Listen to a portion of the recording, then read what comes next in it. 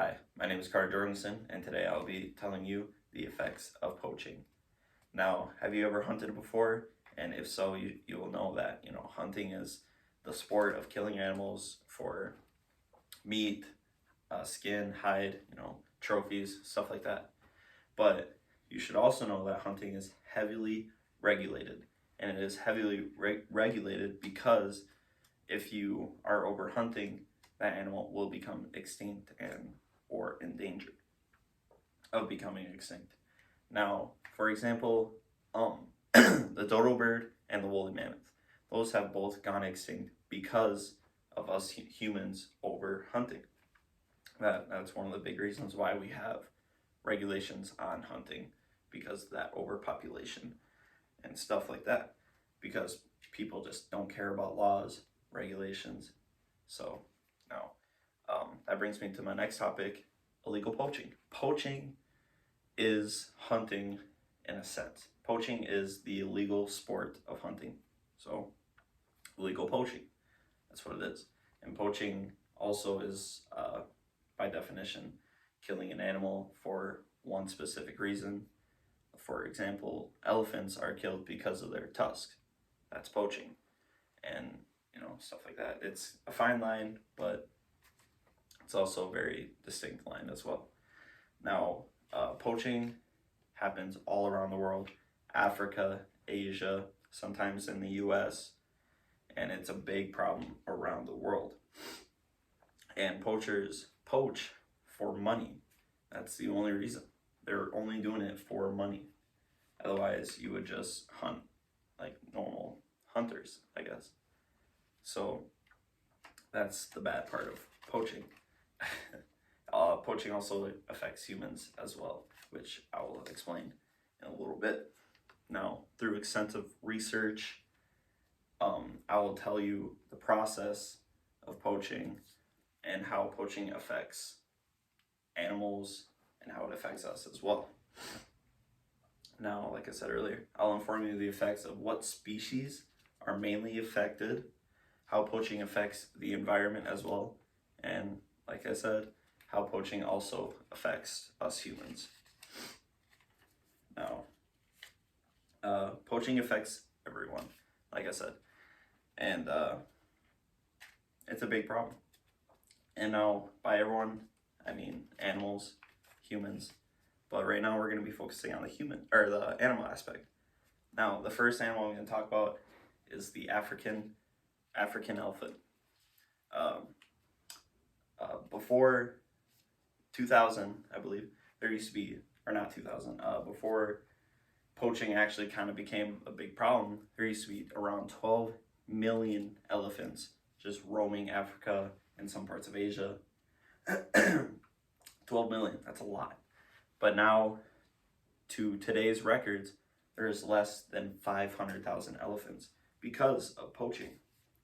And they are poached because of their tusks, which everyone should know what the tusks are on the elephants, and their skin. And the the tusks are used for jewelry. If you know, back in the day, they used to have piano keys made out of ivory, which was elephant tusks. And like I said, jewelry like chandeliers, regular jewelry. And their skin, they're also being poached for the skin because of its medicinal properties. I guess, which is a good thing, but it was over poached, which is not good. To save the elephants, there are anti-poaching units, which I'll discuss later on. Once an elephant is born, they will file down or cut off the tusks of the elephant to prevent it from being poached, because if you're a poacher and you see an elephant without tusks, there's really no reason to get it, because the main part of killing or poaching the elephant is the tusk. The skin is just kind of like a side bonus. It's kind of what it is. Now the next animal that is mainly poached is the African and Asian rhino. Rhinos are also poached for their horns and their skin as well, just like the elephant. And it's the same thing. Their horns and their skin both have, or not both, but their horns have jewelry properties, or not jewelry properties, but they use their horns for jewelry, and their skin also has medicinal properties. Now, all species of rhinos are in the threatened status, which means they're near that point of extinction, so they're put under safety laws and protection laws, just like the elephants. Now, the last animal I'm going to talk about is actually the most poached animal in the world, which is called pangolins. If you don't know what they are, they're just they kind of remind me personally, they remind me of armadillos. But they have a shell and stuff, and they're the ones that roll up into the ball and kind of roll around a little bit, like you've seen in cartoons and stuff. That's a pangolin. Now, pangolins are the most poached animal in the world because of their meat, their skin, and their scales. And all their meat, skin, and scales are all in very high demand, which is the reason why they're poached so much. And actually, in the last decade, over 1 million pangolins have been poached, and they are in the critically endangered status, which means they're going to be extinct if this continues in the next few years. Which is bad. It's bad. Okay, now that I explained some of the animals that are mainly being poached, let's go into the environmental effects of poaching as well. So now, starting off, like I said earlier, here's the anti-poaching unit. In South Africa, there's an anti-poaching unit called the Black Mamba APU. APU standing for anti-poaching unit. Now, the Black Mambas, they are all female volunteers who are volunteering to protect animals like the rhino, the African elephant, or African rhino and African elephant, and all animals being poached. Now they protect the environment because they are protecting these animals. Now, like I said earlier, now let's go into, okay, so Zimbabwe has the most poaching in the entire world, and these anti-poaching units, they help the environment as well because key roles in the food chain are being lost. So there aren't as many elephants as there were before, and elephants, they're herbivores, so they're eating plants, stuff like that. And now these plants are overgrowing, making less food, I guess, for like predators, stuff like that, which is what affects the environment. It's the food chain aspect of the environment, basically. Now, with that food chain, there's no more diversity. So, for example, predators like the lion, let's say, for example, are hunting these elephants, and they used to be their main food source. But now there's only less than 500,000. They're actually harder to find for these lions. So these lions have to depend on other animals to hunt, making it harder to hunt. There's less abundant food sources, making it harder for the lions to hunt, like I said.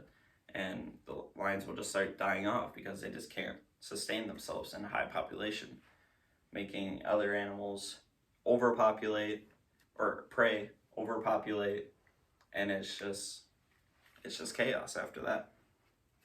Now with the effects of environment kind of explained, we'll go into how the effects of poaching also affects us humans as well. Now, for example, back in 2013, there used to be an illness or a virus called Ebola. Everyone knows it. It was a serious, thankfully, cured quickly virus, and it was very dangerous. And that was actually because of poaching. It was a side effect of poaching. And it was the side effect of poaching because it was from monkey meat that was not inspected properly by the poachers, because they would kill monkeys, take the meat, and then they'll sell it to someone, and the people that they sell it to would not inspect the meat to see if it was safe to consume. So this infected meat was just being pushed throughout to the entire population, and everyone was eating it, and it just, boom, Ebola. was it's crazy. Now, this affects natural resources, like I said, um, abundancy, stuff like that. I'm gonna give you an example. So everyone knows bees. Everyone knows what a bee is, and how important they are to the environment. With the honey that they produce, bees are the most important, I would say personally, animal in the world. Because without bees, we will lose entire aisles in Walmart of food because they produce so much honey that we use in so much food. And without bees and their honey, we would lose a lot of food, like I said, and we would have food shortages all around the world, and it would just be chaos. And that's how poaching also affects us humans. Thankfully, we haven't gotten to that point where there's extremely noticeable differences in the resources that we're losing, the natural resources. But there's a good chance and a high probable chance that it will get to that point later on in a couple of years if poaching continues at this alarming rate. Now, I have told you what animals are mainly being poached, how poaching affects the environment, and how poaching also affects us humans as well. And I want to leave you off with kind of like a memorable ending. In Africa, there's an elephant named Big Tim. Big elephant. Big one. Fat one. He lived to be 50 years old before he passed away. Now, Big Tim has survived multiple poaching attempts. And he survived because of animal protection groups, anti-poaching units, and this agricultural company called KWS. And it's important that he survived because he was an elephant. He was considered a gentle giant, as most elephants are. Everyone in Africa kind of knew about him and just loved him. He would roam around, go into random villages, and he would just play around and stuff. And he was kind of considered a mischievous elephant. He would eat some of the cabbages that farmers, or not cabbages, sorry, some of the food that the farmers are, farming. And he would mess around with like the kids and the villagers. He would play around, and he was just a very happy elephant. He made all the villagers and all the people around him happy. And thankfully, he was saved from poaching because he did touch many lives and many hearts, for sure, because he was just such a kind, gentle elephant. You should look him up. It's a very cool story. But yeah, those are the effects of poaching.